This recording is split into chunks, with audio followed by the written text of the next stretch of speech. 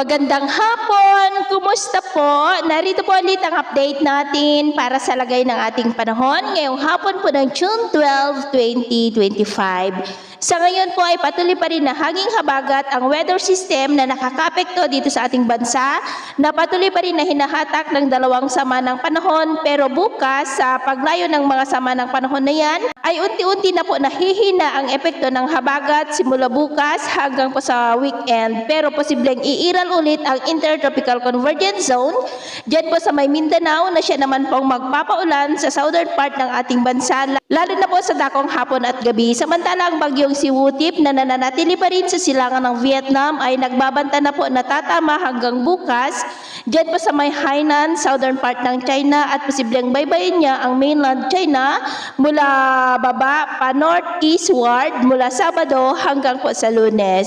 Ang isang sama ng panahon naman na nasa loob ng ating area of responsibility ay tuluyan na po na nakalampas sa aninmang kapuluan ng ating bansa at tinutumbok na po niya ang Taiwan. Pero kahit na palayo na ang dalawang bagyong yan ay may habagat pa rin na patuloy na magpapaulan dito po sa ating bansa. At sa lagay ng ating panahon, ngayong hapon ay nakakaranas ng maulap na kalangitan with isolated rains ang Ilocos Region, Cordillera, Cagayan Valley, Central Luzon, Metro Manila, Calabarzon, Bicol Region, Panay Island, ilang bahagi ng Negros, Samar Provinces, Northern Mindanao, Caraga, Davao Region at Sorsogon. At mamayang gabi may tsansa pa rin ng mga isolated rains sa malaking bahagi ng Luzon, Mindanao, ilang bahagi ng Panay Island at Eastern Visayas, maging dyan sa may Bohol.